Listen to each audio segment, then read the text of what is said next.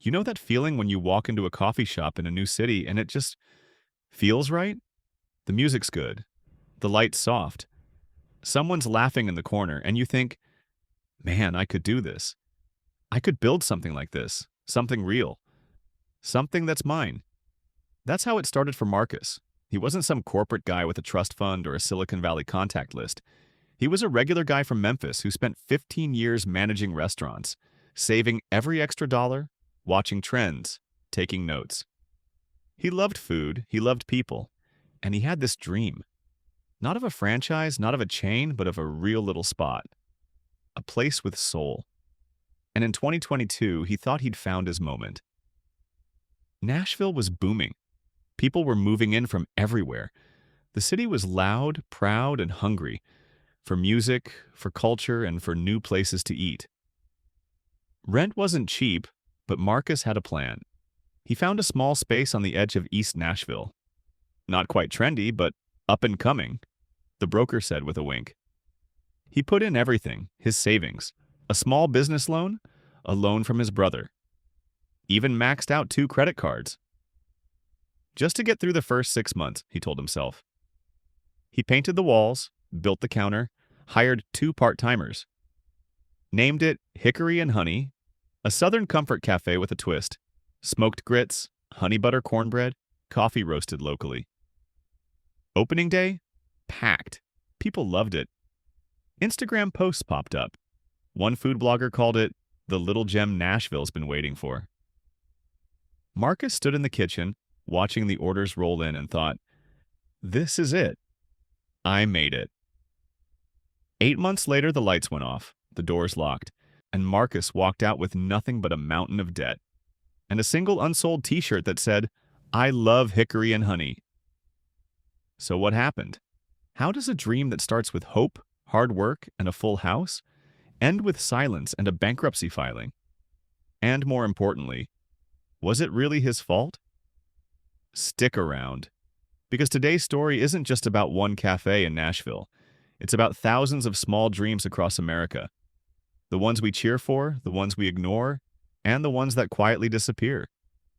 If you've ever thought about starting something on your own, a shop, a food truck, a side hustle, this one's for you. And if you haven't, well, you might see the world a little differently after this. Oh, and if you haven't already, hit subscribe. Because every week we're telling stories like this. Real people, real dreams, real heartbreak.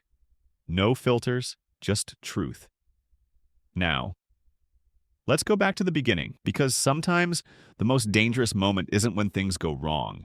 It's when everything feels like it's going exactly right.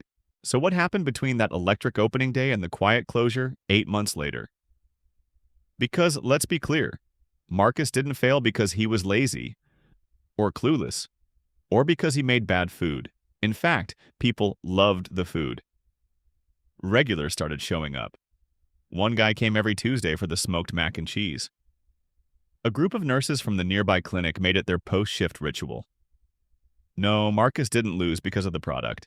He lost because of everything around it. First, the rent. That up-and-coming neighborhood. It was coming up fast. And with it, so did the lease. His landlord gave him a 40% increase notice in month 6. No negotiation, no warning. Just a letter and a deadline. Marcus tried to absorb it, cut hours, reduce staff, switch to cheaper ingredients, not because he wanted to, but because he had to. The smoked bacon? Now it was regular. The local honey? Replaced with store-brand syrup. Customers noticed. Some stayed loyal. Others just stopped coming. Then came the competition. Remember that booming Nashville scene Marcus banked on? Yeah, it worked until it didn't. 3 new cafes opened within 3 blocks in 6 months. One had Instagrammable lattes and free Wi-Fi. Another was backed by a local celebrity chef. The third? A franchise with deep pockets and a national ad campaign. Suddenly, Marcus wasn't the fresh new thing. He was just another option. And here's the brutal truth about small business in America. You don't need to fail to go under. You just need to not grow fast enough. Sales plateaued, then dipped again. He tried running promotions. Coffee and a biscuit for $5. Bring a friend, get a free pie. Nothing moved the needle long term. Marketing, he paid for a local ad of $200 for 2 weeks in a neighborhood magazine. Got 3 new customers. One of them complained about the seating. He asked friends to leave good reviews. Some did. But online, one bad review from someone who waited 8 minutes and the vibe was off got more attention than 10 5-stars. And the loan? That small business loan he got through the city's Entrepreneur Support Program? It came with a 9.5% interest rate. Not crazy by some standards, but when you're barely breaking even, that's like pouring water into a bucket with a hole. By month 7, Marcus was working 80 hours a week. He stopped going out, stopped calling friends. His girlfriend left saying, "I miss you, but you're never here." He wasn't just running a cafe, he was holding it together with duct tape and hope. And then, the final blow. A water pipe burst in the kitchen during a storm, damaged the floor, ruined inventory, shut them down for 5 days. Insurance? He had basic coverage, but the claim was denied. Lack of maintenance records, they said. 5 days without income. But rent? Still due. Payroll? Still due. Loan payment? Still due. He opened back up with a "we're back" sign and a deep breath. Only 3 customers came that day. 2 were friends. That's when he knew. It wasn't just one thing that killed the dream. It was the stack, the rent hike, the competition, the marketing costs, the bad timing, the lack of emergency funds, the emotional toll, the way the system rewards scale, connections, and capital, not passion or hard work. And Marcus isn't alone. A 2023 report from the U.S. Bureau of Labor Statistics shows that about 20% of new businesses fail within the first year, and nearly half don't make it past 5. In food and hospitality, the numbers are even worse. And for every flashy success story, the food truck that turned into a chain, the cafe that got bought by a celebrity, there are thousands like Marcus. Quiet closures, unreturned deposits, unpaid invoices, dreams that didn't fail because they weren't good enough, but because the odds were stacked too high. So was Marcus naive? Maybe a little. He didn't have a mentor, didn't hire a business coach, didn't forecast cash flow like a pro, but was he stupid for trying? Hell no. Because starting something from nothing, that's not weakness, that's courage, even if it doesn't work, especially if it doesn't work. Now, if you've ever taken a risk like this, started a business, launched a side hustle, bet on yourself, drop a comment. Did it work out? What would you do differently? I read every single one. And if you're thinking about starting something, don't let this scare you. Let it prepare you. Because next we're getting to the heart of it. What Marcus learned, what the system hides, and whether any of this was really a failure at all. Stay with me. All right, let's get to the hard part. Because here's what Marcus didn't see coming. The moment he realized it wasn't just about the cafe, it was about the story he'd been sold. You know the one. If you work hard and believe in your dream, you'll make it. It's everywhere in America. On billboards, in commercials, in those feel-good Instagram reels with the voiceover. She was a single mom. Now she owns 12 stores. We love the underdog. We cheer for the small business owner. We put bumper stickers on our cars that say, "Shop local." But when it comes to actually supporting those dreams, we show up for the grand opening and disappear by month 3.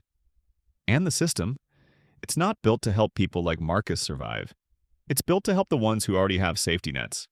Let's talk numbers. Marcus invested about $110,000 into Hickory and Honey, half from savings, half from loans and family. That's not unusual. According to the Small Business Administration, the average startup cost for a small cafe is between $100K and $200K. But here's what they don't tell you. Most small businesses don't turn a profit in the first year. Some take 2, 3, even 4 years to break even. And unless you have a second income, a spouse covering bills, or a trust fund to fall back on, that's impossible. Marcus didn't have any of that. So when sales slowed, he couldn't afford to wait it out. He couldn't pivot to catering or launch a merch line. He was too busy putting out fires, literal and financial. And let's talk about advice. Everyone had it. You need better branding. You should have done TikTok. Why didn't you franchise it? But no one said, hey, maybe don't open a cafe in a rapidly gentrifying neighborhood with no emergency fund. Because the truth is uncomfortable. We want small business to be a meritocracy. That if you're passionate, talented, and willing to work 100-hour weeks, you deserve to make it. But the reality? It's not about merit. It's about margins, location, timing, luck, access to capital, and who's in your network. Marcus didn't have a cousin who's a real estate lawyer. He didn't know an accountant who'd work for equity. He didn't have investors lined up. He had a dream, a recipe book, and a lot of hope. And in America, that's often not enough. But here's the thing. Marcus didn't just lose money. He lost something harder to measure: confidence. After closing the cafe, he didn't want to talk about it. He changed the subject when people asked, "So, what's next?" He avoided old customers who'd say, "I'm so sorry, I loved that place." He started wondering, was I dumb for trying? Did I mess up that badly? And that's the silent damage of small business failure. It doesn't just empty your bank account, it can empty your self-worth. But here's what Marcus realized months later, when he finally let himself reflect. He didn't fail because he wasn't good enough. He failed because the game was rigged. Not by evil people, not by some conspiracy, but by a system that celebrates entrepreneurship, while making it harder and harder for regular people to survive it. High commercial rents, complex regulations, the pressure to be your own marketer, accountant, HR department, and head of supply chain, all at once. And then when you close, no safety net, no recovery program for failed dreamers. Just debt, silence, and shame. But here's the twist. Marcus didn't stop creating. 6 months after the closure, he started selling his cornbread mix at a farmer's market. Just a few jars at first, then a booth, then a small wholesale deal with a local grocery. It's not a cafe, it's not a brand, but it's something. And it's growing, slowly, quietly, without hype. And maybe that's the real lesson. Success isn't always a big opening. Sometimes it's just refusing to disappear. So, was it a failure? Depends on how you define it. By money, by scale, by Instagram followers? Yeah, it failed. But by courage, by effort, by the fact that he tried, built, served, and kept going, even after the lights went out? That's not failure, that's human. And if you've ever taken a leap like that, whether it worked or not, you already know this truth. Now, before we wrap up, I want to hear from you. Have you started something that didn't work out? A business, a project, a dream that just didn't catch on? What did it cost you? What did it teach you?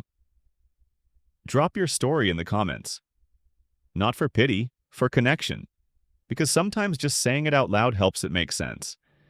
And if this hit home, hit like. It tells the algorithm this kind of story matters. Subscribe too, because next week we're talking about someone who moved across the country for love and ended up alone, broke, and wondering if they'll ever trust again. Now, let's bring it home.